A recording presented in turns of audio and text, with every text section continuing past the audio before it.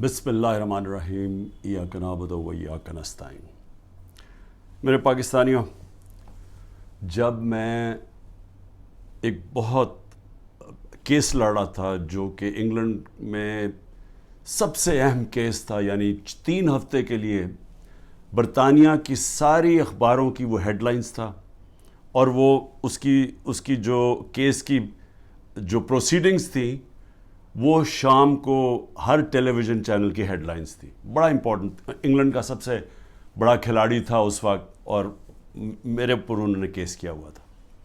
تو میرا بھی جو وکیل تھا وہ برطانیہ کا مانا ہوا وکیل تھا، اس کا نام تھا سر جارج کامن، اور دوسری طرف اس کے پاس بھی برطانیہ کا ٹاپ وکیل تھا۔ تو سارا، کیونکہ میرا بھی نام تھا، یین بوتھم کا بہت بڑا نام تھا، تو اس وقت سارا جو انٹرسٹ تھا صرف سپورٹس میں نہیں، سب دیکھ رہے تھے اس کیس کو، اور یہ وکیل بھی ٹاپ کے تھے۔ مجھے ایک چیز یاد ہے، جب میں اپنی ایویڈنس اپنے وکیل کو بتا رہا تھا کہ کیس کیا ہے، سمجھا رہا تھا اس کو، تو اس نے میرے سے ایک بات کی۔ اس نے کہا، دیکھو میں تمہاری کوئی مدد نہیں کروں گا کہ تم نے عدالت میں جا کے کہنا کیا، میں کوچ نہیں کروں گا، یہ ہماری اخلاقیات کے خلاف ہے۔ حالانکہ چپ کر کے مجھے بتا دیتا کہ دیکھو وہ تمہارے سے یہ پوچھیں گے، تم یہ کہنا وہ کہنا، یا مجھے میری تیاری کرواتا، کیونکہ میں تو کبھی پہلے عدالت میں نہیں گیا تھا۔ وہ اور بات ہے کہ اب جو میں جتنی عدالتوں کے چکر لگا دیے، میں زبردست طریقے سے بولتا تھا، لیکن میرا تو پہلی دفعہ تھی۔ اس نے کوئی بات نہیں کی، اس نے کہا میں نے تمہیں کچھ نہیں بتاؤں گا، یہ ہے تم سچ، یہ تمہاری ایویڈنس ہے، اس کے مطابق تم نے بات کرنی ہے۔ اور اس نے پھر مجھے کیا کہا، اس نے کہا اگر آپ نے کسی چیز کے اوپر میرے سے جھوٹ بولا ہے، میں اسی وقت کیس تمہارا ختم کر کے جج کو کہوں گا جی میں کیس سے پیچھے ہٹ رہا ہوں۔ اس نے کہا اور تمہیں 3 سال کی قید ہوگی جھوٹ بولنے پہ۔ تو مجھے ابھی بھی یاد ہے کہ وہ میں بڑا ایک طرح مجھے عجیب لگا کہ یہ اتنا اسٹرکٹ رولز ہیں یہاں کے، لیکن مجھے تو تب تک تو میں کافی دیر برطانیہ میں پڑھ بھی چکا تھا، میں کرکٹ کھیلتا تھا، تو میں صرف آپ کو سمجھا رہا ہوں کہ ان کا اخلاقی معیار کیا تھا اور ان کا انصاف کا نظام کیا تھا، کہ عدالت کے اندر جا کے تم نے سچ بولنا ہے، تب تک میں تمہارے ساتھ کھڑا ہوں۔ اور پھر وہ بھی اب ذرا یہ دیکھ لیں کہ وہ انگلینڈ کا ہیرو تھا، اور جوری تھی، 12 لوگوں کے جوری بیٹھتی ہے، جج ہوتا ہے، پھر جوری ہوتی ہے جو کہ عام شہری ہوتے ہیں۔ تو میرے اپنے وکیل نے کہا کہ تمہارا کوئی چانس نہیں ہے جیتنے کا، کیونکہ ساری انگریز جوری ہے، اور وہ انگلینڈ کا ہیرو ہے، اور تم پاکستانی ہو، اور تمہیں پتہ ہے ہمارے لوگوں کے اندر تعصب بھی ہوتا ہے۔ تو کہتا تمہاری جیتنے کی کوئی چانس نہیں، بلکہ اس نے مجھے کوشش کی کہ تم کیس نہ ہی پیسے باہر آؤٹ آف کورٹ سیٹلمنٹ کر لو، لیکن میں نے کہا میں حق پہ کھڑا ہوں، میں لڑوں گا کیس۔ اس نے کہا تمہاری صرف 20% چانس ہے، اور یہ یاد رکھیں کہ اگر وہ میں کیس ہار جاتا تو یہ جو میں نے اپنا لنڈن کا فلیٹ بیچ کے میں یہ بنی گالا کا گھر بنایا، یہ سارا کچھ ہی چلا جاتا، کیونکہ وہ اتنا زیادہ اس کا خرچہ آتا ہے۔ تو میں آپ کو آج یہ کہنا چاہتا ہوں کہ وہ معاشرے آج خوشحال، اور وہ معاشرے جدھر آج ہمارے لوگ کشتیوں میں ڈوب ڈوب کے پہنچنے کی کوشش کرتے ہیں، یعنی زندگی کا دوڑ پہ لگا کے، یعنی سمندر میں ڈوب جاتے ہیں لیکن وہ پہنچنا چاہتے ہیں ان ملکوں میں، تو اس کی وجہ یہ نہیں ہے کہ وہاں وسائل زیادہ ہیں، اس کی وجہ یہ ہے کہ وہ ہماری سے اخلاقیات پہ، ان کے مورل ویلیوز بہت زیادہ ہیں، وہاں انصاف کا نظام ہے۔ جو میں بار بار میں نے تو پارٹی شروع یہ کی، وہ جب میں نے دیکھا ادھر، جو میں نے ان کے جو ملک دیکھے، تب میں نے فیصلہ کیا کہ ہم تو تباہ ہو جائیں گے، کیونکہ وہ اتنے زیادہ آگے نکل گئے ہمارے سے کہ ان کی اخلاقیات، ان کا جو امر بالمعروف ہے، ان کا وہ ہمارے نبی صلی اللہ علیہ وسلم کی جو وہ رحمت للعالمین ہے نا، جو میرے نبی کی سنت پہ چلے گا، کوئی بھی سنت اڈیپٹ کرے گا تو وہ تو ہر انسان کے لیے آئے تھے۔ تو انہوں نے جب کہا تھا کہ تمہارے سے پہلے بڑی قومیں تباہ ہوئیں جدھر طاقتور جب جرم کرے تو اس کو نہ پکڑو اور صرف کمزور کو پکڑو، وہ یعنی طاقتور قانون سے اوپر ہو۔ اب اصولاً اس کو جیت جانا چاہیے تھا، کیونکہ میں تو پاکستانی تھا، وہ برطانیہ کا ہیرو تھا، لیکن انصاف کا نظام یہ تھا کہ پاکستانی جا کے وہاں کیس جیت جاتا ہے۔ اور یاد رکھیں کہ یہ روایت مدینہ کی ریاست سے ہمارے لیے، تب وہاں ایسا انصاف نہیں تھا۔ جب مدینہ کی ریاست بنی تو یہ مغربی ممالک میں کوئی انصاف نہیں تھا، وہاں بھی جنگل کا قانون تھا۔ ہم مسلمانوں کے اندر میرے نبی صلی اللہ علیہ وسلم نے وہ انصاف کا نظام لے کے آئے تھے کہ حضرت علی ایک یہودی شہری سے، جبکہ وہ خلیفہ وقت تھے، کیس ہار جاتے ہیں کیونکہ قاضی ان کے بیٹے کی گواہی قبول نہیں کرتا۔ سوچے حضرت علی کا کیا مقام ہے، لیکن انصاف کا نظام دیکھیں، اور ایک اقلیت ایک خلیفہ وقت کو سے کیس جیت جاتی ہے۔ نبی صلی اللہ علیہ وسلم نے اس لیے کہا تھا کہ وہ قومیں تباہ ہو جاتی ہیں۔ یہ یاد رکھیں کہ ہم تباہی کی طرف جا رہے ہیں، کیونکہ طاقتور آج قانون سے اوپر ہے۔ اور میں اس لیے آپ کو یہ بات چیت اس لیے آج آپ سے کر رہا ہوں، اور میں آپ کو مثالیں دینے لگا ہوں کہ ہو کیا رہے ہیں یہاں۔ ہم تباہی کی طرف جا رہے ہیں، کیونکہ میرے نبی نے 1500 سال پہلے کہہ دیا تھا کہ طاقتور قانون چوری کرے تو اس کو بچ جائے، تو جو کمزور ہو وہی صرف جیلوں میں جائے۔ تو یہ ہو رہا ہے آج پاکستان، ابھی سے نہیں ہو رہا، کافی دیر سے ہے، لیکن اب تو اس انتہا پہ پہنچ گیا ہے کہ ہمیں خوف آنا چاہیے کہ ملک اب جا کدھر رہا ہے۔ مجھے خوف آ رہا ہے، میں کوئی پالیٹکس کی وجہ سے یہ بات آپ سے نہیں کر رہا، مجھے اپنے ملک کا خوف آ رہا ہے، کیونکہ میں نے ملک چھوڑ کے نہیں جانا۔ لوگ جو بھاگ جاتے ہیں ملک سے، یا جو اپنی، میرے بھی بڑا آسان ہے، اگر میں دنیا میں باہر جاؤں تو میں جا سکتا ہوں، میرے لیے تو عمران خان کے لیے دروازے کھلے ہیں، لیکن عام لوگوں کی میں آج بات کر رہا ہوں۔ آپ جب سب سن رہے ہیں، کتنے لوگ آپ باہر چلے جائیں گے؟ تو یہ تو وہ میرے نبی نے جو 1500 سال پہلے کہا، ہم تو وہ تیزی سے ادھر جا رہے ہیں، اور ہمارا وہ آج جو وہاں ہو رہا ہے، خیر اس پیمانے میں تو نہیں پہنچ سکتے کہ میرے نبی نے کہا میری بیٹی نے بھی جرم کیا تو اس کو سزا ملے گی، قانون سے اوپر کوئی نہیں۔ حضرت ابو بکر نے آتے ساتھ ہی پہلی سٹیٹمنٹ، میں انصاف قائم کروں گا، طاقتور کو قانون کے نیچے لے کے آؤں۔ حضرت عمر نے اپنے بیٹے کو سزا دلوائی اس نے جب قانون توڑا۔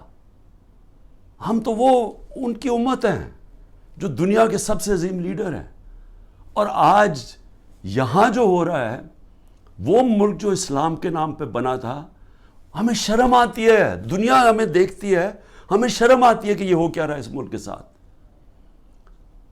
مولانا رومی سے جب پوچھا کہ قوم کیسے مرتی ہے جو ہم آج نیچے جا رہے ہیں، تو انہوں نے کہا جب وہ اچھے اور برے کی تمیز ختم کرتی ہے، جب وہ امر بالمعروف سے ہٹ جاتی ہے، جب وہ طبقہ جو ملک کا سب سے بڑا جرم کرنے والا طبقہ ہے، جب اس کو ہم اوپر بٹھا دیتے ہیں، کیونکہ ایک آدمی فیصلہ کرتا ہے بند کمروں میں، تکبر سے بھرا ہوا، پاور اتنی اس کے پاس، وہ بڑے زور و شوروں سے فیصلہ کر رہا ہے کہ جناب عمران خان کو ہٹا کے تو میں نے ان کو، اور شہباز شریف سے تب سے اس کی بات چیت چل رہی تھی جنرل باجوہ کی۔ اب تو آج خواجہ آصف کا بیان آ گیا کہ ابھی ایک سال میری گورنمنٹ کو نہیں ہوا تھا، وہ کہتا تب سے سوچ رہا تھا کہ اس کو گرانے کا۔ بھئی تمہاری اس کی حیثیت کیا تھی؟ الیکٹ کر کے میں آیا ہوں، پبلک کے ووٹ سے میں آیا ہوں، ذمہ داری میری ہے، لیکن اس نے فیصلہ کر لیا۔ اور یہ یاد رکھیں کہ یہ جو آج ہو رہا ہے یہ ملک کے ساتھ، یہ سب سے بڑا جنرل باجوہ اس کا ذمہ دار ہے۔ آپ کو پتہ ہے کہ جو ہم نے IMF میرے پاس آئی ملنے ہیں، جو ہم نے، کیونکہ گورنمنٹ ڈیفالٹ کرنے جا رہی تھی، اس لیے ان کو یہ $3 ارب IMF کا چاہیے تھا۔ IMF کی سٹینڈ بائی ایگریمنٹ کی اس لیے ضرورت ہے کہ ہم ڈیفالٹ کرنے جا رہے ہیں۔ ڈیفالٹ کا مطلب یہ سمجھ جائیں کہ جس وقت پاکستان ڈیفالٹ کرتا، ہماری یہ جو معیشت کے ابھی حالات ہے، اس نے بالکل ہی بیٹھ جانا تھا، کیونکہ فنڈنگ بھی باہر سے ختم ہو جانی تھی، اور وہ نہیں ختم ہونی تھی، جو پھر اس کے بعد مہنگائی آنی تھی۔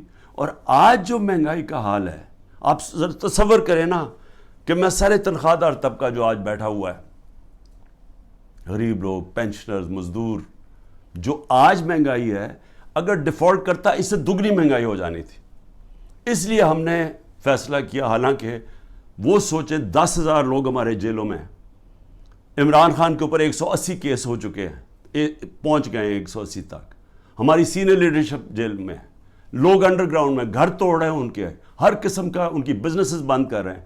اس کے باوجود اپنے ملک کے لیے ہم نے کہا ٹھیک ہم یہ اگریمنٹ کرتے ہیں تاکہ ملک نہ بیٹھے. لیکن سوال میرا کچھ اور ہے. میرا سوال یہ ہے کہ جدھر آج ہم کھڑے ہیں، کیا یہ جو اوپر حکمران ہیں ان سے ہمیں کوئی امید لگائی جا سکتی ہے؟ نہیں لگائی جا سکتی. کیوں؟ کیونکہ یہ اوپر بیٹھے اس لیے نہیں ہیں کہ انہوں نے ملک ٹھیک کرنے آئے ہیں. یہ میں آپ کو بتاؤں گا، یہ صرف اور صرف جو میں آپ کو 5 سال پہلے سے کہہ رہا تھا، یہ NRO والے لوگ ہیں جو میرے پیچھے صرف پڑے ہوئے تھے، سب اکٹھے ہو کے جی PDM بن گئی ہے جی، ڈیموکریٹک الائنس ہے. صرف مقصد ایک تھا کہ کسی طرح کرپشن کے کیسز سے یہ نکلے، اور میں اسی پہ چل رہا تھا.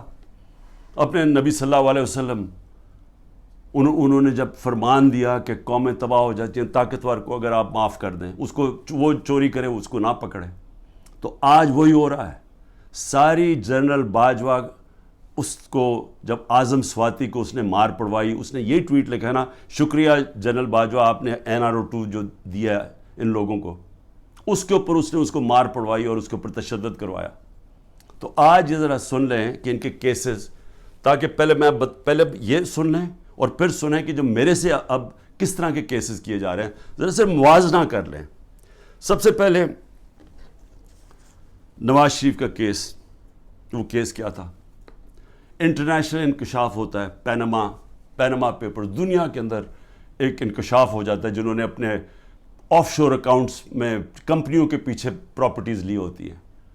تو بڑے بڑے دنیا کے اندر وزیر بھی تھے، کوئی ایک آدھ ملک کا پرائم منسٹر بھی تھا، اور بڑے نام اس کے سامنے آئے، بلکہ برطانیہ کا اس وقت پرائم منسٹر کا بھی نام آ گیا کہ اس کی بھی پراپرٹی ہے.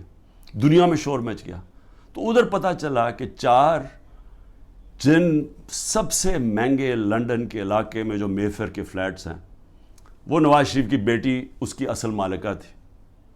اب سب کو پتا تھا کہ اس کے پاس تو پیسہ نہیں، اس کا مطلب نواز شریف نے خریدے. اب یہ تھا کیس، 1.5 سال عدالت میں چلا. نواز شریف نے اسمبلی میں کہا ہاں یہ ہیں ہمارے فلیٹس مانے، اور کہا یہ ہیں ذرائع کہ جس کے ذریعے میں نے خریدے. جب عدالت میں کیس شروع ہوا تو وہ ادھر سے اور کہانی بدل گئی، وہ ذرائع غائب ہو گئے. اس نے کہا جی قطری کھاتا آ گیا کہ جی قطریوں نے ہمیں یہ کوئی ڈیل ہوئی تھی، کوئی قطریوں سے ڈیل ہوئی تھی تو انہوں نے ہمیں یہ مفت کے دے دیے فلیٹ. یہ اس کے بعد یہ کہانی آئی. پھر اس کے بعد کلیبری فونٹ آ گئی. عدالت کے اندر مریم نواز نے جھوٹ بولا، کیونکہ وہ جو جس فونٹ جس سے جو لکھی گئے تھے کانٹریکٹ، جو اس نے اپنے بھائی کے ساتھ کانٹریکٹ دکھایا، وہ جو اگریمنٹ تھی وہ ابھی تک ایجاد ہی نہیں ہوئی تھی. جب اس نے وہ 2007 میں ہوئی، انہوں نے 2006 میں، کیونکہ جعلی کانٹریکٹ تھا. جھوٹ کی سیدھی 3 سال سزا ہوتی ہے، وہ کچھ بھی نہیں ہوا. اس کے بعد جناب سزا ہو گئی بعد میں ایون فیلڈ میں، اور پھر دوسرا نواز شریف کا تھا، وہ ایک اور اس کی جو سزا تھی ہل میٹل یا اس کی عزیزیہ مل تھی، اس کے اوپر تو اس کو سزا ہو گئی. مریم نواز کو سزا ہو گئی. اب عدالت کیا کرتی ہے؟ اب یہ پوچھا کیا جاتا ہے، ذرا سنیں. وہ مان گئے کہ ہمارے فلیٹ ہیں. عدالت اب یہ پوچھتی ہے ان سے کہ جناب بتائیں، آپ ثابت کریں، نیب کو کہتی ہے کہ آپ ثابت کریں کہ یہ واقعی ان کے فلیٹ ہیں. وہ رہ رہے ہیں وہاں 30 سال سے یا 25 سال سے، وہ مان گئے ہمارے فلیٹ ہے، لیکن عدالت کہتی ہے نیب کو کہ آپ ثابت کریں کہ کیا واقعی ان کے فلیٹ ہے. کیسے کوئی ثابت کر سکتا ہے؟ اگر آپ نے آف شور اکاؤنٹس بنائے ہوئے ہیں باہر ورجن آئلینڈز میں تو کوئی ثابت نہیں کر سکتا. اس طرح تو جو بھی آج میں نے چوری کرنی ہے پیسے، میں بھی وہ وہاں باہر کمپنیز کے پیچھے میں خرید لوں پراپرٹیز، تو ثابت کون، ان کو صدیاں لگ جائیں گی ثابت کرنے میں. تو ایک تو یہ ہو گیا. دوسرا شہباز شریف. اب یہ ذرا سن لیں. شہباز شریف کی 16 ارب روپے کے ان کے بیٹوں کی بینک اکاؤنٹس میں پیسہ آتا ہے. ڈاکیومنٹری ایویڈنس ہے جس میں مقصود چپراسی کے بینک میں 3 ارب سے 3.5 ارب روپے آ جاتا ہے. ایک چپڑاسی کے بینک اکاؤنٹ میں، اور ساتھ ان کا نیب میں کیس ہوتا ہے. انہوں نے فیک اکاؤنٹس دکھائے ہوتے ہیں، جو لوگ کبھی پاکستان سے باہر ہی نہیں گئے ان کے نام میں انہوں نے کہا جی ہمیں انگلینڈ سے ریمیٹنسز مل رہی ہیں. یہی حدیبہ پیپر مل میں اس شریف خاندان نے کیا، جو اسحاق ڈار نے اپنے 164 کے بیان میں بتایا 2001-2002 میں کہ میں ان کے لیے منی لانڈرنگ کرتا تھا، یہاں سے پیسہ باہر بھیجتا تھا، ادھر کسی کوئی قاضی فیملی تھی اس کے اکاؤنٹ میں جاتا تھا. اس نے باقاعدہ بتایا سب کچھ. اس اکاؤنٹ سے پھر پیسہ پاکستان ان کی خاندان کے نام پہ آتا تھا. یعنی منی لانڈرنگ یہ حدیبہ پیپر مل سے 25 سال پہلے سے شروع کی ہوئی تھی. وہی شہباز شریف وہی پیٹرن کیا، وہی آصف زرداری کے فیک اکاؤنٹس میں وہی پیسے، یہاں سے فیک اکاؤنٹ سے پیسے باہر بھیجو، ادھر سے دکھاؤ کہ جی منی ریمیٹنسز آئے ہیں اور وہاں سے پیسہ منگوا لو، باقی باہر رکھ دو. اصل پیسہ ان کا باہر پڑا ہوا ہے، صرف جو پیسے کی ضرورت پڑتی ہے وہ منگواتے ہیں یہاں. تو یہ اب آپ یہ سن لیں کہ یہ شہباز شریف کا کیس تھا. شہباز شریف بھی کیس سے نکل گیا، نواز شریف بھی کیس سے نکل گیا. شہباز شریف کیس سے کیسے نکلا؟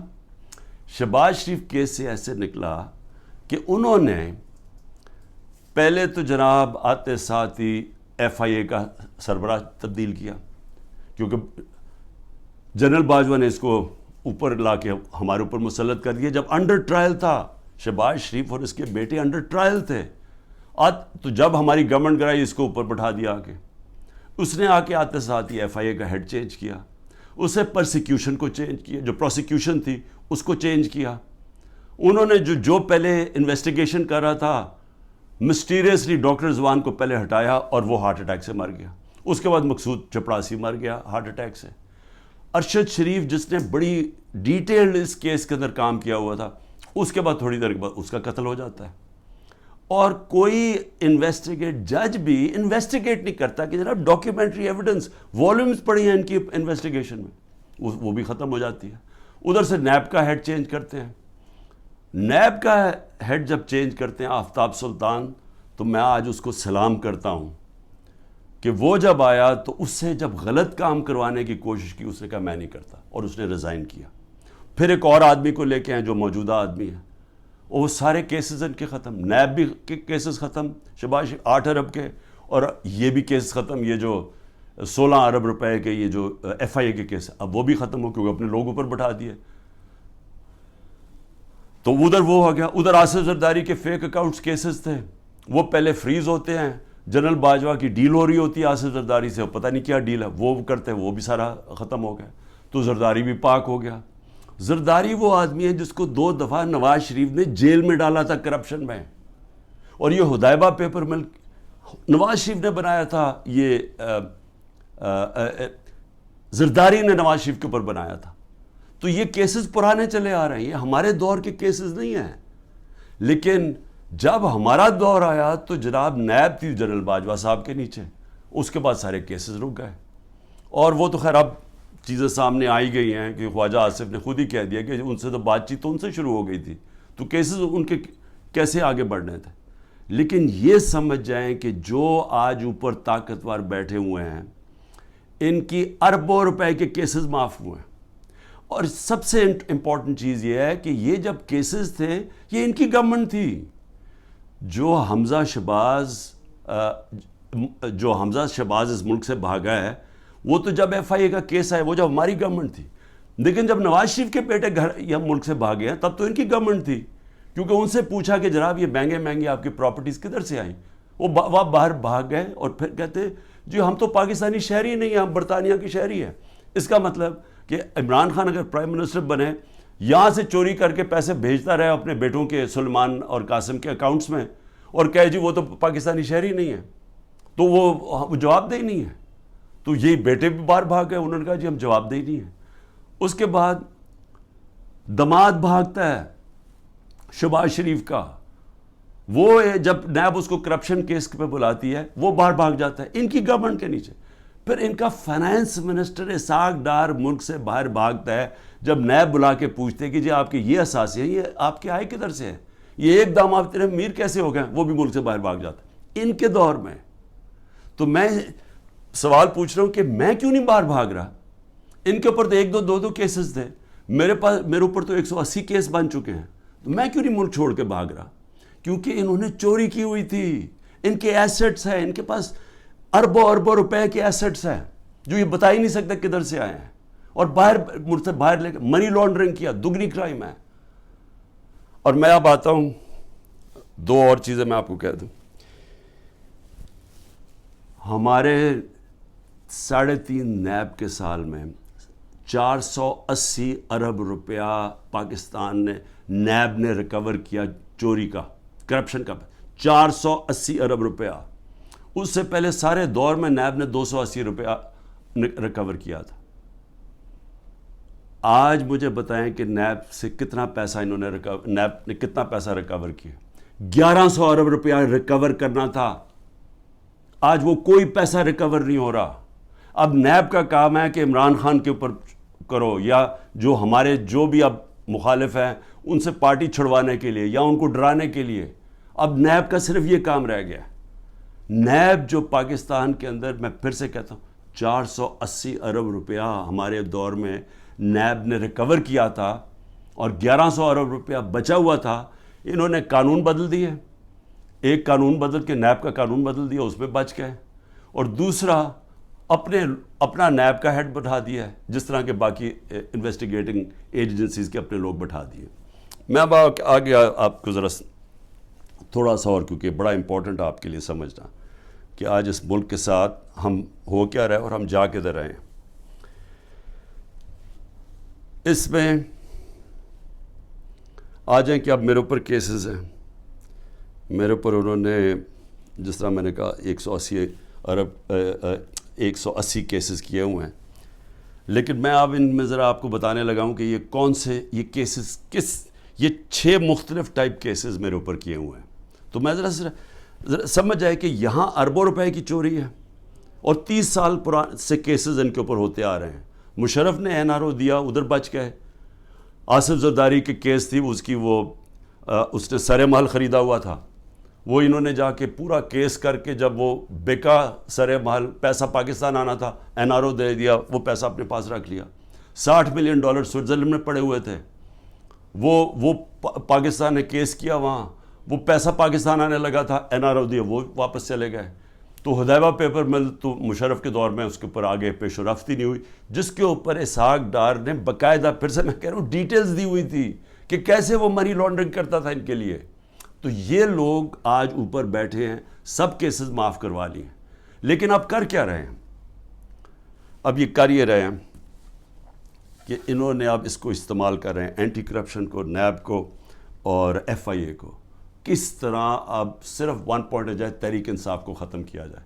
اب میرے اوپر کیسز سب سے زیادہ, پہلے آ جائے میرے کرپشن کیسز کیا ہیں. میں پہلے بھی بول چکا ہوں, لیکن میں آپ کو پھر یاد کرا دوں. سب سے پہلے القادر کیس کیا ہے؟ القادر کیس یہ ہے کہ میں نے ایک یونیورسٹی بنانی تھی. میں پہلے سے سوچ رہا تھا کہ مجھے موقع ملے تو ضرور بناؤں گا, کیونکہ ایک میں نے نمل یونیورسٹی بنائی ہوئی ہے, ایک میں نے القادر یونیورسٹی بنانی تھی. القادر کا میرا مقصد یہ تھا کہ یہاں سیرت نبی کے اوپر اپنے نوجوانوں کو, ان کو سمجھایا جائے, سیرت نبی کے اوپر وہ کھڑے ہو تاکہ ان کو لیڈرشپ آئے, ساتھ ٹیکنالوجی. یہ اس آئیڈیا تھا اس کا.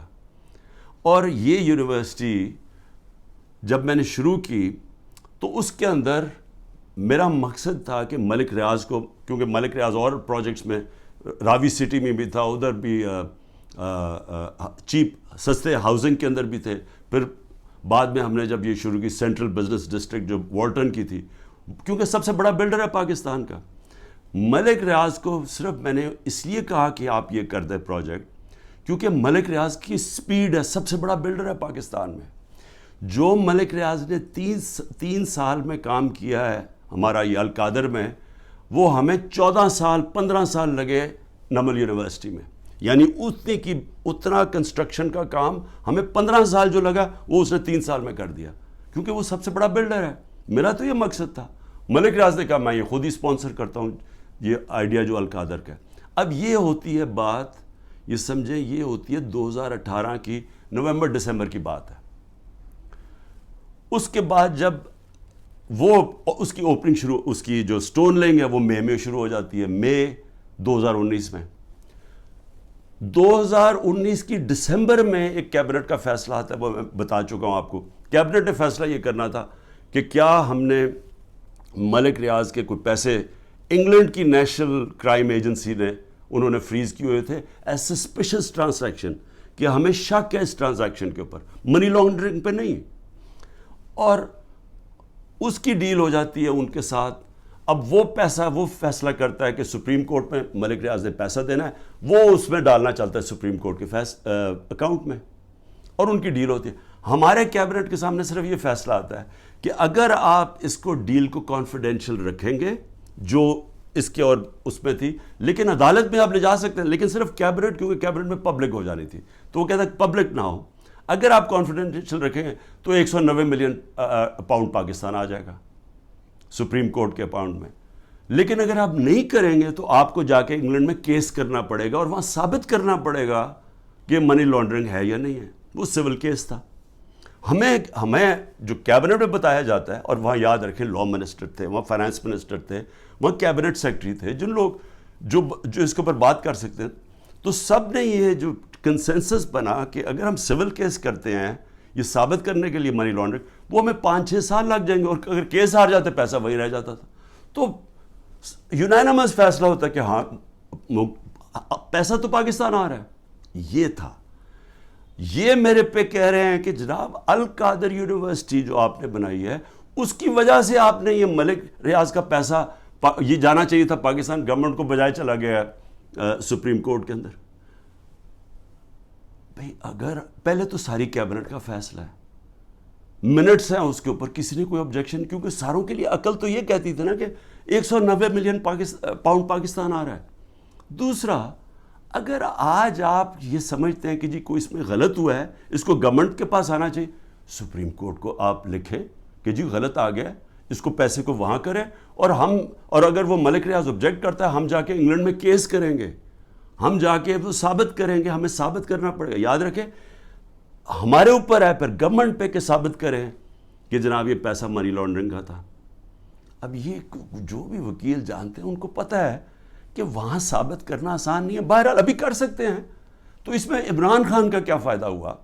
پیسے پڑے ہیں سپریم کورٹ میں, دوسری طرف وہ القادر کھڑی ہوئی ہے, وہ ایک ٹرسٹ چل رہا ہے.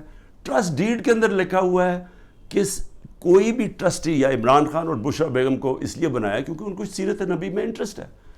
جب آپ ٹرسٹ بناتے ہیں لوگوں کو ان کو لے کے آتے ہیں جو کہ اپنا ٹائم دے سکیں, کیونکہ اس میں کوئی تنخواہ تو ملتی نہیں ہے, اس میں کوئی ٹی اے ڈی اے نہیں ملتا. یہ آپ مفت تب کام کرتے ہیں جب آپ کا شوق ہو کسی چیز میں. ٹرسٹ چل رہا ہے, 100% وہاں اسٹوڈنٹس مفت پڑھ رہے ہیں. ٹرسٹ ہے, زمین ہے ساری ٹرسٹ کے نام پہ. اگر خدا نہ خواستہ یہ ٹرسٹ نہیں چلے گا, وہ واپس چلی جائے گی جس نے ڈونیشن دی ہے. میرا اس میں یا مجھے اس کا کیا فائدہ ہے؟ اس کو کہہ رہے ہیں کرپشن. اور دوسرا کرپشن سننے ذرا کیا ہے, توشہ خانہ. 70 سال سے پاکستان کا قانون کیا ہے؟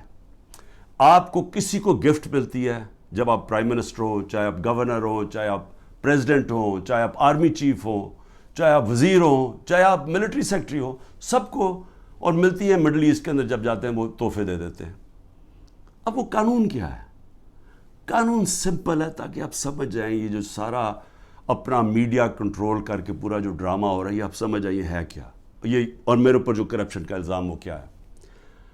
قانون یہ ہے, قانون کہتا ہے کہ جناب آپ نے, اگر آپ کو جب گفٹ ملے وہ سیدھی گفٹ جاتی ہے پہلے فارن آفس, کیونکہ فارن آفس ہوتا ہے انوالو, ادھر سے جاتی ہے کیبنٹ سیکرٹری کے پاس. کیبنٹ سیکرٹری پھر اس کے بعد نیچے ایف بی آر کے پاس جاتی ہے. ایف بی آر اور پھر ایک انڈیپینڈنٹ اپریزر ہوتا ہے, ہمارے دور سے پہلے اپوائنٹ کیا ہوتا ہے نون لیگ کی گورنمنٹ نے, وہ اپریزر ہوتا ہے. یہ مل کے سارے فیصلہ کرتے ہیں کہ اس کی قیمت کیا ہے. مثلا یہ گھڑی ہے تو یہ فیصلہ کریں گے کہ اس کی قیمت 10 روپے یا 15 روپے یا 20 روپے. تو جو سب سے زیادہ قیمت کہے گا نا کہ 20 روپے ہے, تو 20 روپے وہ کہتے ہیں یہ اس کی اب قیمت ہے. وہ آپ کے ملٹری سیکٹر کے تھرو آتا ہے کہ جی یہ اس کی قیمت ہے, کیا آپ یہ پریزنٹ رکھنا چاہتے ہیں؟ تو ان کے زمانے میں 20% تھا, ہم نے آ کے اس کو 50% کر دیا. آپ 50% دیں تو آپ وہ رکھ سکتے ہیں. اگر آپ نہیں لینا چاہتے تو وہ چلا جاتا ہے توشہ خانہ میں, اور توشہ خانہ اس کو آکشن کر دیتا ہے.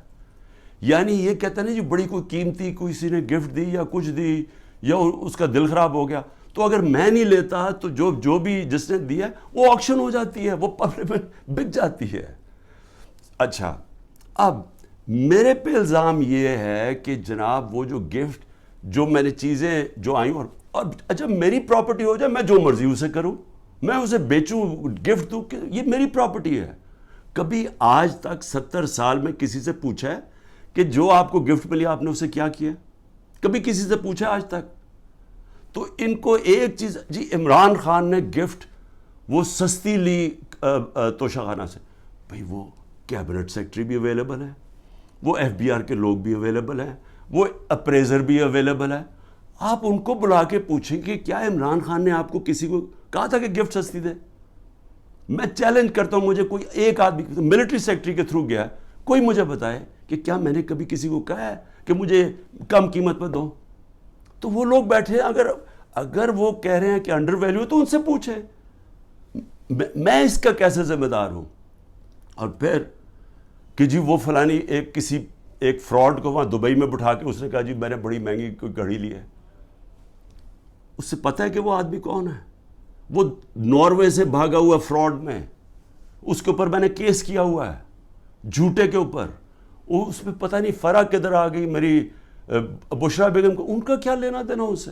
کہتا جی وہ فرح نے آ کے کوئی گھڑی بیچی ہوا, وہ پتہ چلا کہ وہ تو دبئی گئی نہیں اس سال جس سال کہہ رہے. تو صرف کسی نہ کسی طرح عمران خان کو پکڑ کے یہ کرو, یہ ہے توشہ خانہ کا کیس. اور اگر کسی کو پکڑنا ہے توشہ خانہ کیس میں تو اس میں مریم نواز پکڑی جاتی ہے, نواز شریف پکڑا جاتا ہے اور آصف زرداری, کیونکہ انہوں نے وہاں سے مہنگی گاڑیاں توشہ خانہ میں سے انہوں نے وہ گاڑیاں خریدی اور سستے قیمت پہ. وہ خرید سکتے ہی نہیں تھے کیونکہ توشہ خانہ میں گاڑی آپ نہیں لے سکتے. مجھے بھی گاڑی ایک ملی تھی, آپ گاڑی قانون کے مطابق نہیں لے سکتے. ان تینوں نے بھی گاڑی, اس نے زرداری نے 3 گاڑیاں نکالی, نواز شریف نے ایک مہنگی گاڑی پہلے 9 سال چلائی, اور اس کے بعد جا کے جب یہ یوسف رضا ہے تب اس نے ڈکلیئر کی اور اس کی پھر ایک قیمت ادا کی. اور مریم نواز نے ڈکلیئر ہی نہیں کی توشہ خانہ میں ایک گاڑی جو کہ ابو دھابی سے رائل فیملی سے ملی, اور وہ اس نے جا کے پھر آگے بیچ دی. تو مجھے یہ بتائیں کہ ان کے اوپر جو واضح طور پہ قانون ٹوٹا ہوا ہے, اس میں تو کوئی قانون ہی کوئی نہیں ٹوٹا. مجھے بتائیں میں نے کیا اللیگل چیز کی ہے؟ انہوں نے تو قانون توڑا ہوا ہے, ان کو نہیں کچھ کسی کو پکڑنا. پھر آگے چلیں. میرے پر ایک کیس ہے جی کہ میری بہن کو میں نے انفلوئنس کر کے ایک 6 ارب کی زمین دلوا دی صرف 6 کروڑ میں, اور 6 ارب کی اس لیے کیونکہ وہاں کوئی نہر لگنی تھی تو اس سے اس کی قیمت اوپر چلی جانی تھی. اور میں نے زبردستی لوگوں سے کہا کہ کیونکہ میں پرائم منسٹر تھا, میں نے زبردستی کہا کہ وہ کسانوں سے اسے زمین دلوا دی. اب یہ اتنے ڈفرز ہیں, ان کو یہی نہیں پتا کہ جو میری بہن نے پیسے دیے وہ چیک سے دیے ہوئے پیسے. چیک 25 اپریل کو 2022 کو ایک چیک دیا گیا ہے, اور 2 جون 2022 کو دوسرا چیک دیا گیا. عمران خان 9 اپریل کو پرائم منسٹر ہٹ چکا تھا, تو میں نے کیسے انفلوئنس کیا وہ کسانوں کو؟ اگر یہ ہے میرے اوپر کرپشن کے کیسز, اس کے اوپر چکر لگ رہے ہیں میرے, کبھی ایک عدالت سے کبھی نیب میں اچھا. اور توشہ خانہ کے اوپر نیب کا بھی کیس ہے, توشہ خانہ کے اوپر الیکشن کمیشن کا بھی کیس ہے, اور ایف آئی آر بھی کٹی ہوئی ہے ایک ہی توشہ خانہ کے اوپر. یہ آگے کرپشن کے کیسز. آگے چلے ذرا میں آپ کو ذرا بتا دوں کہ اور کون سے کیسز ہیں. اچھا جی, قتل کیس. کوئٹہ کے اندر قتل ہوتا ہے, اس کے 4 گھنٹے کے اندر شہباز شریف کا جو مشیر ہوتا ہے مسٹر ڈینٹونک, وہ جا کے ایک دم ٹی وی پہ آگے کہتا ہے کہ جی عمران خان نے اس کو قتل کر دیا. اس وقت میرے پر 150 کیسز تھے. مجھے کیا پتا کہ کون سا کیس ہے, کون سا وکیل ہے. وہ ہمیں ریڈار پہ ہی نہیں تھا کہ پتہ نہیں وہ کیا کیس ہے. مجھے تو یہ نہیں پتا کیس کیا تھا. جی وکیل کو عمران خان نے قتل کروا دیا. اس کے بعد اس کے بیٹے کو اٹھاتی ہے پولیس, سارے کوئٹہ کو پتا کیا ہوا، کیونکہ ساری وکلا کمیونٹی کو پتا ہے. اس کو 12 گھنٹے پولیس رکھتی ہے، سافٹ ویئر اپڈیٹ ہوتا ہے، اور اس کے بعد وہ ایف آئی آر میں عمران خان کا نام لے دیتا ہے کہ عمران خان نے قتل کیا. اس کے اگلے دن اس کی بیوی سٹیٹمنٹ، اس کی ویڈیو ریکارڈنگ سٹیٹمنٹ ہے کہ یہ میرے خاندان نے، رشتہ داروں نے اس کا قتل کیا ہے. اس سے پہلے ایک باقاعدہ ڈیمونسٹریشن ہوتی ہے اس وکیل کے خلاف کہ اس نے ہمارا قتل کروایا ہے. عدالت کو وہی وکیل جا کے کہتا ہے کہ میرے کیسز سے بھی میں نہ لگاؤ، یہاں لگاؤ کیونکہ ہماری دشمنیاں ہیں. اس کا قتل میرے پہ ڈال کے اور ایف آئی آر کٹ جاتی ہے 302 کی، اور کہتے ہیں جی آپ کوٹہ جا کے اپیئر کریں. اور پھر اس سے پہلے ضلع شاہ کا جب 8 مارچ کو قتل ہوتا ہے پولیس کسٹڈی میں، میرے اوپر پھر قتل کا کیس ڈال دیتے ہیں. میں گھر میں بیٹھا ہوا ہوں، مجھے پتہ ہی نہیں کیا ہو رہا، کیونکہ یہاں ٹیئر گیسنگ چل رہی تھی اس دن. کیونکہ ہم اپنی ریلی نکالنے لگے، پتہ چلا جناب ایک دم 144 پولیس نے لگا کے تو ریلی روک دی ہے. تو میں اندر بیٹھا ہوں، میرے اوپر 302 کا قتل کا کیس ہو جاتا ہے. 3 دن کے بعد جب ضلع شاہ کا پوسٹ مارٹم ہوتا ہے اور پتہ چلتا ہے کہ 26 جگہ اس کے اوپر تشدد کر کے اس کو قتل کیا. اب اس کے بعد پولیس پھنس جاتی ہے. پھر کیا کرتی ہے؟ نہیں جی وہ ایکسیڈنٹ ہوا ہے، اور ایکسیڈنٹ میں بھی پھر مجھے بات ہے کہ جی میں نے کوئی انفارمیشن نہیں دی، ایک اور ایف آئی آر کٹ جاتی ہے. تو میں آپ کو صرف یہ بتا رہا ہوں کہ یہ جو قتل کرنے کا کیس ہے، یہ یاد رکھیں کہ یہ پہلے سے یہ جو اوپر بیٹھے ہوئے ہیں یہ پرانے گاہک ہیں. یہ لوگوں کو قتل کروانے کے یہ ہیں، یہ شہباز شریف خاص طور پہ، اور یہ جو لوگوں کے اوپر جھوٹے کیسز کرنے کے یہ ماسٹر ہیں اس کے. میں اب بات کر رہا ہوں یہ جب 97 سے 99 تک یہ شہباز شریف جب چیف منسٹر تھا اور بھائی صاحب اوپر پرائم منسٹر تھے، ذرا یہ چھوٹی سی ایک عابد باکسر نے اس کے اوپر کہا ہوا ہے ڈاکیومنٹری، وہ سنیں. میں سچو سبزہ زار تھا اس وقت، مجھے ایک سینئر افسر نے بلایا اور کلیئر یہ کہا کہ چیف منسٹر پنجاب شہباز شریف صاحب یہ 5 بندے سبزہ زار میں مروانا چاہتے ہیں. میں نے انکار کیا. میرے انکار کے بعد یہ ڈیوٹی انہوں نے اپنے لیفٹ ہینڈ، رائٹ ہینڈ نہیں لیفٹ ہینڈ عمر ورک کی لگائی، اور وہ عمر ورک نے 5 سبزہ زار میں بندے وہ قتل کیے. اس سے پہلے میں آپ کو بتا دوں کہ گارڈین کے اندر ایک آرٹیکل چھپتا ہے، یہ جب 97 سے 99 تک تھا شہباز شریف.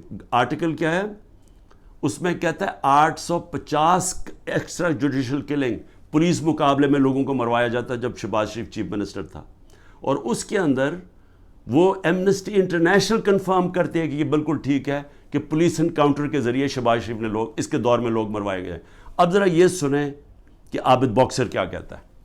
پنجاب میں جعلی مقابلوں کے لیے پولیس انسپیکٹرز کو کیسے مجبور کیا جاتا ہے؟ انکاؤنٹر اسپیشلسٹ عابد باکسر کی نئی ویڈیو میں سنسنی خیز انکشافات.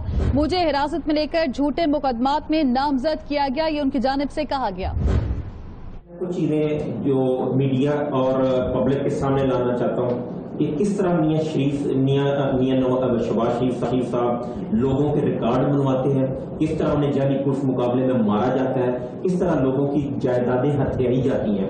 یہ تمام چیزیں میں آج پبلک کے سامنے رکھوں گا تاکہ وہ اس کا فیصلہ کر سکیں. میں 99 میں بطور S H O factory area تعینات تھا. میرے ماموں ایک رقبہ باغ گچا کی ملکیت کے دعویدار تھے. میاں صاحب اس کو خریدنا چاہتے تھے لیکن قیمت میاں صاحب کی مرضی کی ڈیسائیڈ نہیں ہو رہی تھی، جس کے بعد میاں صاحب نے اس کو ہتھیانے کا فیصلہ کیا. لیاقت نام کے مالی کو مدعی بنا دیا گیا، اور مدعی بنانے کے بعد اس کو ایک پرچہ دے دیا گیا کہ یہ تمام رجسٹریاں باغ گچا کی جو ہے یہ جعلی اور بیک ڈیٹڈ ہیں. اور ایک فقرہ لکھوا دیا گیا کہ میرے ماموں ظفر عباس نے مالی کو دھمکی لگائی ہے کہ میں عابد باکسر سے تجھے مروا دوں گا. یہ جو بات یا یہ جو لائن ہے یہ اینٹی کرپشن لا کے مطابق کوئی جرم نہیں بنتا. زیادہ سے زیادہ اگر ہوتا تو 506 کا پرچہ میرے ماموں کے خلاف درج ہو سکتا تھا. میرے ماموں پہ پریشر ڈالا گیا، میرے ماموں یہ پریشر برداشت نہ کر سکے اور وہ بچوں کے ساتھ بیرون ملک چلے گئے. میاں شہباز شریف صاحب کے حکم پر مجھے معطل کر دیا گیا. معطل کرنے کے بعد مجھے گرفتار کر لیا گیا. گرفتار کرنے کے بعد مختلف تھانوں میں مجھے زیر حراست رکھا گیا. اس کے بعد ایک لیٹر حمزہ شہباز کا جو منظر عام پہ آیا, تمام پاکستان کے اخبارات میں چھپا. اس میں اس نے فواد حسن فواد صاحب کو لکھا کہ عابد باکسر کے خلاف سخت ترین ایکشن لیا جائے, اور ایک فقرہ آخر میں لکھا, please note it that we are not in the habit of listening the word legal or illegal. اس کے بعد مجھے اچھا جی, اب یہ ذرا سمجھ جائیں کہ جو قتل, اور اس نے شہباز شریف نے ایک اور میرے اوپر الزام لگا دیا کہ میں آرمی چیف کو اب قتل کروانا چاہتا ہوں, کہ میں پلان کر رہا ہوں آرمی چیف کو قتل کروانے کے لیے. اور اس دیکھیں وہ جو ہوتا ہے نا, وہ کہتے ہیں کہ ایک انگریزی میں ہے کہ takes a thief to catch a thief, یعنی چور جو ہوتا ہے وہ چور کو پکڑ سکتا ہے کیونکہ چور چور کی طرح سوچتا ہے, کیونکہ یہ ساری زندگی یہ جرائم پیشہ لوگ ہیں, یہ اس کو پتہ ہے کہ عمران خان کوئی قتل نہیں کروانا ہے, ان کو پتہ ہے کہ نہ میں, سب کو کوئٹہ کو پتہ ہے نہ میں نے اس کو قتل کروایا نہ یہ ذل شاہ کو, لیکن یہ جھوٹے الزام لگانے کے یہ ماسٹر ہے. اچھا یہ قتل یہ ہو گیا, جب مرڈر کیسز یہ میرے پاس ایک ایف آئی آر ادھر کی کٹی ہوئی ہے اور ایک انہوں نے ذل شاہ کے اوپر اور چینج کر کے کٹوا دیے. پھر آ جائے جی دہشت گردی. زیادہ تر اب میرے پر کیس دہشت گردی کی عدالتوں میں ہیں. اب وہ دہشت گردی کے کیسز کیسے ہیں؟ 9 مئی سے پہلے کیسز ہیں. وہ کیسز کیا ہے جناب؟ میں کوئی ڈیمونسٹریشن ہو رہی ہے, کوئی مظاہرہ ہو رہا ہے پی ٹی آئی کا, کوئی مظاہرہ میں کوئی انسیڈنٹ ہوتا ہے, جناب عمران خان کے اوپر دہشت گردی کا کیس. ایک الیکشن کمیشن کے باہر مظاہرہ ہو رہا ہے, اس کے اندر کچھ آپس میں کچھ ہوتا ہے, مجھے کیا پتا, عمران خان کے اوپر دہشت گردی کا پرچہ. مریم نواز کی ویڈیو ہیں سب کے پاس کہ یہ جا کے یہ جب اس کی پیشی ہوتی ہے نیب کے اندر تو پتھراؤ کرتے ہیں نیب کے اوپر. گاڑی بھری ہوتی ہے جس میں پہلے پتھر لے کے جاتے ہیں, پتھراؤ ہوتا ہے. کوئی کیس ہوا اس کے اوپر؟ کوئی دہشت گردی کا کیس ہوا؟ کوئی کیس ہوا؟ تو کچھ بھی ہوتا ہے, کوئی ڈیمونسٹریشن کی عمران خان کے اوپر دہشت گردی کا. اچھا پھر 9 مئی آ جائیں. اب 9 مئی کے بعد میرے اوپر ایک اور بارش ہوگی کیسوں کی. اب ہر روز کوئی نیا کیس آ جاتا ہے کہ وہ جو میاں والی میں وہ جو جہاز جلایا گیا تھا وہ اس میں بھی عمران خان کے اوپر دہشت گردی کا کیس ہے. ساری جگہ کیسز آ گئے. اب یہ پہلے 9 مئی کو کلیئر کر دیں. 9 مئی کو پاکستان کے سپریم کورٹ نے کہا کہ جو عمران خان کو 9 مئی کو اغوا کیا گیا تھا وہ غیر قانونی اور غیر آئینی تھا. یہ سپریم کورٹ کا فیصلہ ہے.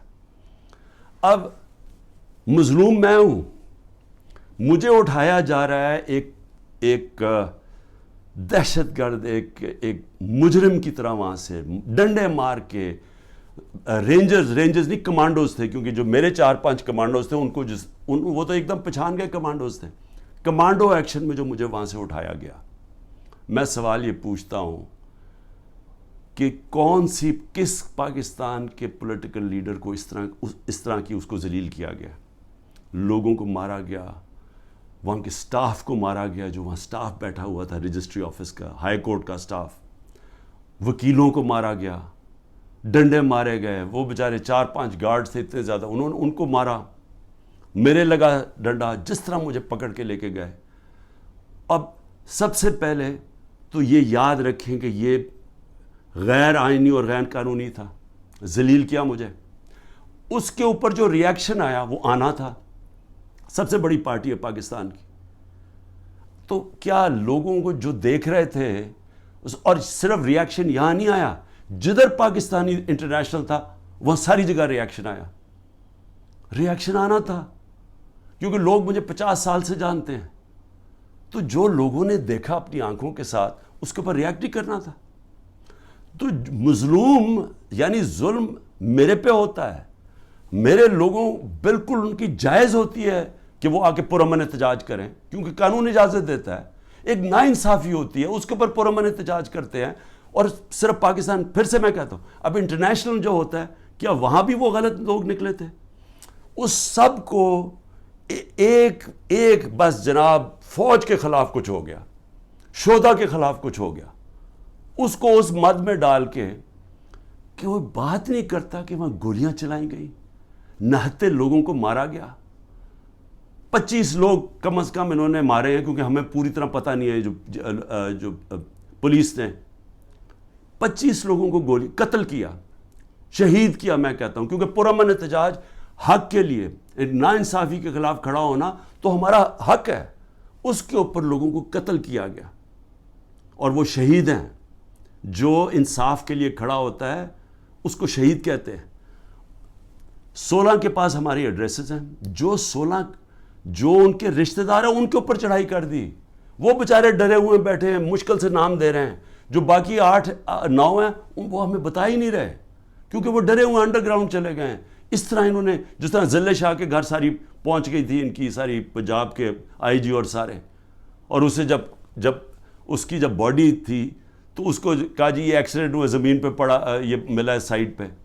جو سارے باڈی کے اوپر جو پوسٹ مارٹم میں تشدد کے, کیونکہ کبھی ایکسیڈنٹ میں بھی تشدد ہوتا ہے, تو ساری پولیس پہنچ گئی اور وہ بیچارے پیچھے سہم گئے. اسی طرح سارے جو ان کے رشتہ دار ہیں جو ہوا ہے وہ سارے سہم گئے. 9 کا ہمیں پتہ نہیں چل رہا, اور 16 جو ہیں ان کو وہ دے نہیں رہے, ان کو رپورٹ نہیں دے رہے, ان کو پوسٹ مارٹم نہیں کر رہے. تو پہلے تو ان کو قتل کیا, شہید کیا, اس کے بعد انہی کے اوپر دباؤ ڈال دیا, جو مظلوم ہے انہی کے اوپر ڈال دیا, کیسز بھی ان کے اوپر کر دیے. اس کے علاوہ جو ٹوٹل گولیاں لگی ہیں وہ 100 سے 200 گولیاں لگی ہیں. جو ہاسپٹل میں پڑے ہوئے تھے ان کو اٹھا کے جیلوں میں لے گئے جن کو گولیاں لگی تھی. 3 کی ٹانگیں کٹ گئیں, 1 پیرالائز ہو گیا جو پیچھے گولی لگی. لیکن صرف وہ بلڈنگز کو آگ لگا دی. بھئی ہم سارے مذمت کرتے ہیں. وہ ججمنٹ میں دیکھ لیں چیف جسٹس کی, کہ مجھے تو پتہ ہی کچھ نہیں تھا. میں تو جب چیف جسٹس کے وہاں سامنے ہوا, انہوں نے بتایا کہ جی, میں نے کہا میں سخت مذمت کرتا ہوں. 27 سال سے میں نے لوگوں کو کہا ہوا ہے کہ قانون کے بیچ میں رہ کے ہم نے ہمیشہ, اور رہے ہیں قانون کے بیچ میں, ہمیشہ احتجاج ہم نے قانون کے بیچ میں کیا. ہم نے جب 126 دن کا دھرنا دیا, مجھے بتائیں پاکستان کی تاریخ کا سب سے بڑا وہ ہمارا پروٹیسٹ تھا. کیا ہوا, کیا لڑائی, کوئی لڑائی ہوئی, کوئی لوگوں کو مارا داڑا, ساری دنیا آتی تھی پروٹیسٹ کر کے چلی جاتی تھی. میں نے کوئی 70 جلسے کیے پاور سے نکلنے کے لیے. تاریخ میں سب سے بڑے جلسے ہوئے ہیں. کوئی بتائیں کوئی کسی قسم کا انتشار ہوا. مجھے گولیاں لگیں تو کوئی بلڈنگ جلائی گئی. تو یہ جو ہوا ہے, ہم بار بار کہہ رہے ہیں کہ جی اس کی انڈیپینڈنٹ انویسٹیگیشن کروائیں. ہر چیز کی ہمیشہ انڈیپینڈنٹ انویسٹیگیشن ہوتی. ہمارا کچھ سن ہی نہیں رہا. ہمارے پاس جو ایویڈنس ہے کہ یہ لوگ اندر گھسائے ہوئے تھے جنہوں نے جا کے یہ جو جلائی ہیں, میں چیلنج کرتا ہوں کہ یہ جو ہوا ہے کور کمانڈر کا گھر, اس کے اوپر صحیح انویسٹیگیشن ہو, آپ کو پتہ چلے گا کہ پیچھے کتنی بڑی سازش ہوئی ہے. یہ سب سے پہلے تو پنجاب پولیس آئی جی پولیس سے پوچھے. جب کیپٹل ہل کے اندر واشنگٹن میں جب ٹرمپ کے سپورٹرز چڑھ گئے, سب سے پہلے انہوں نے پولیس چیف کو خارج کروایا, اس سے فارغ کیا. تو اس سے کیوں نہیں کوئی پوچھ رہا؟ اوپر سے یہ کہہ رہے جی عمران خان ملٹری کورٹ میں, یہ عمران خان اس میں ملوث تھا. تو انہوں نے تو پہلے سے ہی پلان بنایا ہوا تھا کہ اس کو استعمال کرنا ہے ایک پوری جماعت کو, جو سب سے بڑی جماعت کو ختم کرنے کے لیے. اور یہ پوری کوشش کر رہے ہیں کہ جو لوگوں کو جیلوں میں ڈالا, جو کر رہے ہیں لوگوں سے. یعنی میں کبھی نہیں سمجھتا تھا کہ یہ ملک اتنا نیچے چلا جائے گا, کہ ہماری اخلاقیات اتنی گر جائیں گی. نبی صلی اللہ علیہ وسلم جب جنگ بھی جانے سے پہلے کہتے تھے, نہ تم نے عورتوں کو, مخالف دشمنوں کی, نہ عورتوں کو, نہ بچوں کو, نہ بوڑھوں کو, نہ درخت کاٹتے ہیں. یعنی اتنا دشمنوں کے خلاف تھا. جو ہمارے ساتھ ہو رہا ہے, اور نہ عورتیں دیکھتے ہیں, نہ بچے دیکھتے ہیں, نہ ان کی بزنسز دیکھتے ہیں. جس طرح کا ان کے رشتہ دار, ان کے جاننے والے سب کے اوپر پہنچ جاتے ہیں. یعنی ایسی کبھی میں نے اس طرح کا ظلم نہیں دیکھا جو ہمارے خلاف اس وقت ہو رہا ہے. اور آڑ کس کی لے رہے ہیں؟ جناب بہت بڑا ظلم کر دیا ہم نے 9 مئی کو. تو 9 مئی کو جو میرے سے ظلم ہوا, جو شروع ہی ہوا, جس کی وجہ سے سارا کچھ ریاکشن ہوا, اس کے اوپر تو کوئی انکوائری بھی نہیں ہوئی. اور اس لیے میں یہ ابھی تو جو کیسز اب بن رہے ہیں, اس کی آڑ لے کے ہر دوسرے دن ایک نیا دہشت گردی کا کیس بن جاتا ہے, جو 180 تک پہنچ چکا ہوں. اور یہ اب ممکن ہی نہیں ہے میرے لیے کہ میں ساری جگہ بھاگا پھروں. کوئی میاں والی میں کیس ہے, فیصل آباد میں کیس, جدھر جی وہ 9 مئی کا بنا کے جس کو کیسز ہے. تو کوشش کر رہا ہوں, ملک سے تو نہیں بھاگوں گا, ہو سکے گا کہ ایک وقت ایسا آئے گا کہ میں یہ نہیں کر سکوں, جیل میں ڈال دیں گے, ڈال دے, تیار ہوں میں جیل کے لیے. صرف ایک اور میں چیز کہنا چاہتا ہوں, یہ 144 سے لگا دیتے. ایک یہ نیا ڈرامہ شروع کیا, ہم اب الیکشن کیمپین 8 مارچ کو الیکشن کیمپین کا اپنا آغاز کرتے ہیں, 7 مارچ کو بیٹھ کے پولیس سے طے کرتے ہیں روٹ یہ لاہور کی کہ ہم اپنی, کیونکہ سپریم کورٹ 30 اپریل کا الیکشن اناؤنس کر دیتا ہے, تو ہم اپنی آغاز کرتے ہیں کیمپین کا. صبح پتہ تو چلتا ہے جی ایک دم ساری جگہ پولیس پہنچ گئی, راستے بند کر دیے ہیں, واٹر کیننز آ گئی ہیں, ٹیئر گیسنگ شروع ہو گئی جو ریلی, اور میں گھر بیٹھا انتظار کر رہا ہوں.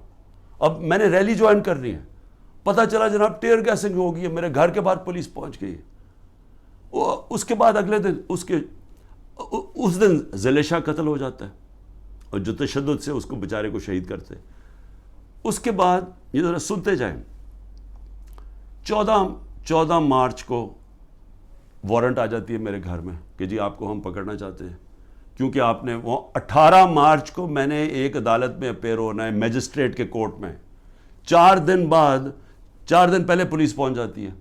آپ کو اگر میجسٹریٹ کورٹ میں پیش بھی ہونا ہے تو ایک دن 24 گھنٹے میں پیش کرنا پڑتا ہے, وہ 4 دن پہلے پولیس پہنچ جاتی ہے.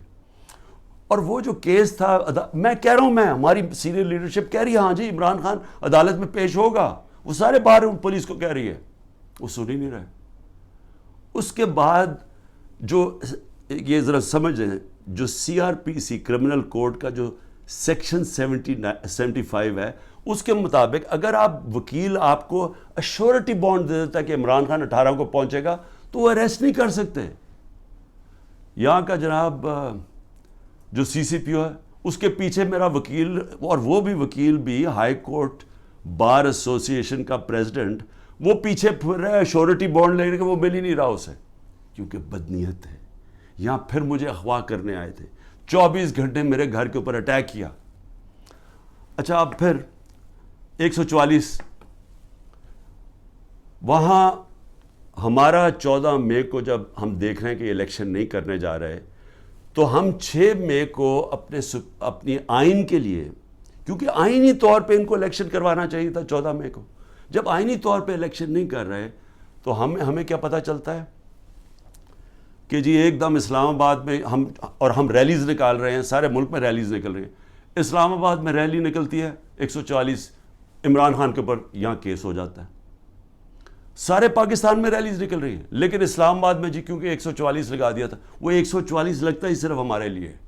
مولانا فضل الرحمان نے ریڈ زون میں جا کے 144 کے دوران سپریم کورٹ کے باہر پورا گالیاں نکالی چیف جسٹس کو, عدالتوں کو گالیاں نکالی سپریم کورٹ کے چیف جسٹس کو کھڑے ہو کے, اور ان ساروں نے تقریریں کی ریڈ زون کے اندر.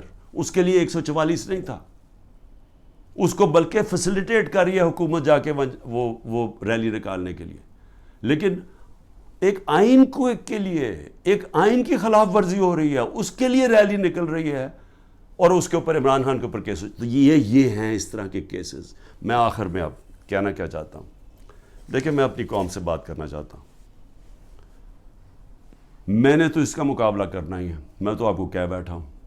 اتنے زیادہ کیسز ہیں میرا, تو اب بلکہ میں وکیل ہی تقریباً بن گیا ہوں, اور میرا اب عدالتیں تو میرے آفس ہی بن گئی ہیں. میرا تو ہر روز ایسے ہے کہ جس طرح میں آفس جا رہا ہوں, اور میں تو اس کا مقابلہ کرتا رہوں گا.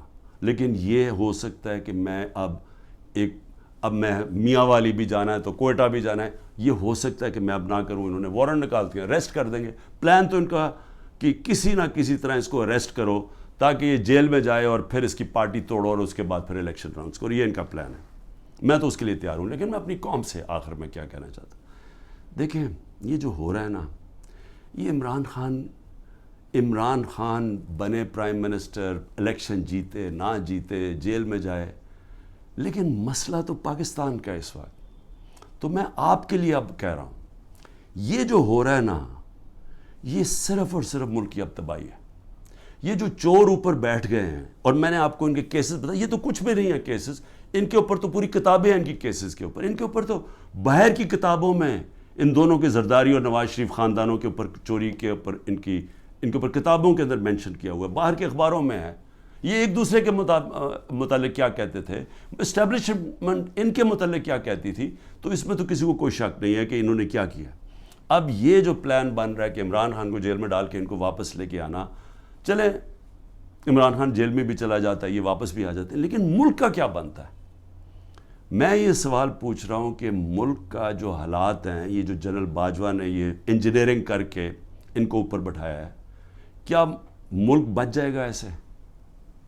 مجھے یہ بتائیں کہ صرف معیشت کو دیکھ لیں کہ ہم جب ایک سال, میرے ہٹانے سے ایک سال پہلے جو ہمارا ڈالر, کیونکہ اصل مسئلہ پاکستان کا ڈالرز کا ہے, ہم کیوں IMF کے گھٹنوں میں پھر رہے ہیں؟ کیونکہ ہمارے پاس ڈالرز کی کمی ہے, IMF سے ہمیں ڈالرز چاہیے. لیکن جس وقت ہمارا جو آخری سال تھا 8.7 ارب ڈالر کا ہمارا ڈالر انکم میں اضافہ ہوا تھا, ایکسپورٹس میں اور ریمیٹنسز میں 8.7 ارب ڈالر کا اضافہ ہوا تھا. اس سال جب سے یہ جنرل باجوہ کے یہ تحفے آئے ہیں, انہوں نے ایک سال کے اندر 8.5 ارب ڈالر کی کمی کی ہے ریمیٹنسز اور ایکسپورٹس میں. وہ جو ہمارا بڑھا تھا اور ہمارا پورا ماشاءاللہ جس طرح ہم جا رہے تھے, مزید ہمارا اور بڑھنا تھا کیونکہ ہمارا 2 سال میں بڑھتا جا رہا تھا.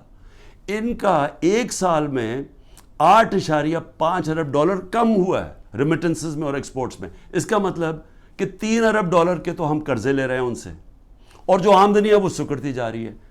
اگر ایک گھر کے اندر آپ کے اوپر قرضے چڑھتے جا رہے ہیں تو آپ آمدنی بڑھا کے قرضے واپس کریں گے نا. اگر آمدنی آپ کی کم ہو رہی ہے تو قرضے آپ نے کیسے واپس کرنے؟ تو یہ ہے تباہی کی طرف. بے روزگاری بڑھ رہی ہے, مہنگائی بڑھ رہی ہے, تنخواہ دار طبقہ پس گیا ہے, عوام کو سامنے کچھ نظر نہیں آ رہا. جو اس ملک کے قابل لوگ ہیں وہ باہر جانے کا سوچ رہے ہیں. 9 لاکھ پروفیشنلز ملک چھوڑ کے چلے گئے ہیں کیونکہ ان کو امید نہیں نظر آ رہی. کیونکہ امید یہ, جب ان شکلیں دیکھتے ہیں جو دبئی میں بیٹھ کے گدوں کی طرح پاکستان کی بندر بانٹ کر رہے تھے, وہ لوگ پاکستان سے مایوس ہو گئے ہیں. آگے نظر کچھ نہیں آ رہا. اوپر انصاف کا نظام جس ملک میں یہ ہو کہ یہ چور اوپر بیٹھ کے اپنے کیسز اربوں روپے کے 1100 ارب روپے کے کیس معاف کروا دیں, اور وہ جو لوگ جن کی انصاف کی تحریک جو 27 سال لے کے آئے تھے کہ جی اس ملک میں رول آف لا ہو, ان کے اوپر کیسز کی بارش ہوئی ہے. ان کے اوپر 3-3 4-4 کیسز تھے. میرے پر 180 کے قریب کیسز ہیں. کبھی ہوا ہے دنیا میں کسی ملک میں ایسے کبھی ہوا ہے؟ لیکن یہ ہو اس لیے رہا ہے کہ یہاں مجرم اوپر بیٹھ گئے ہیں. اور میں قوم کو آج کہہ رہا ہوں, میں سارے وہ لوگ جو کہ یہ غلط کام کر رہے ہیں ان چوروں کے لیے, دیکھیں اللہ نے کیوں کہا تھا کہ رزق میرے ہاتھ میں ہے؟ اس نے اس لیے کہا تھا کہ کوئی اپنی رزق بچانے کے لیے, تنخواہ بچانے کے لیے, نوکری بچانے کے لیے آپ کوئی غلط کام نہ کریں. آپ کے اوپر اللہ نے لازم کیا ہوا ہے کہ آپ قانون کے مطابق چلیں. برطانیہ میں کسی پولیس والے کی جرت, کسی اوپر آفیسر کی جرت نہ ہو کہ نیچے پولیس والے کو کہا کہ غلط کام کرو, کسی کے گھر کے توڑ کے اندر چلے جاؤ, وہاں اس کا گھر لوٹ لو, ان کی بزنسز بند کر دو. جرت نہ ہو, پولیس چیف کی جرت نہ ہو, کیونکہ اسے پتا ہوگا کہ قانون میں وہ نیچے کھڑا ہوگا کہے گا میں یہ نہیں کرتا, یہ قانون مجھے اجازت نہیں دیتا. وہاں کا اس لیے وہ کامیاب ہے ملک, اس لیے ہمارے لوگ بیچارے سمندروں میں ڈوبنے کی رسک لیتے ہوتے پہنچنے کی کوشش کرتے ہیں, کیونکہ وہاں انصاف ہے. وہاں کسی کو غلط کام کرنے کے لیے آپ حکم نہیں دے سکتے, کیونکہ قانون ہے, انصاف ہے, رائٹس ہیں لوگوں کے, ان کے فنڈامنٹل رائٹس کی ان کی عدالتیں ان کی حفاظت کرتی ہیں. یہاں پکڑ کے جس کو مرضی اٹھا کے اندر جیلوں میں ڈال دو, جس کو مرضی تشدد کرو. جو تشدد کی کہانیاں ہیں اتنی خوفناک ہیں جو یہ اس وقت لوگوں کے اوپر ہو رہی ہے, پکڑ چن کے لوگوں کو اوپر تشدد کر رہے ہیں, انٹرنیشنل لاء کے اگینسٹ ہے یہ. تو جو لوگ یہ سارے لگے ہوئے ہیں اور نیب میں بیٹھے ہیں, FIA میں بیٹھے ہیں, پولیس میں بیٹھے ہیں, جو تنخواہ دار لوگ ہیں, میں ساروں کو آج کہہ رہا ہوں کہ دیکھیں آپ اللہ کو جواب دیں. آپ یہ جو چیزیں کر رہے ہیں, آپ اپنے ملک کی تباہی کے راستے پہ ملک کو لے کے جا رہے ہیں, اور آپ اپنی آخرت بھی تباہ کر رہے ہیں.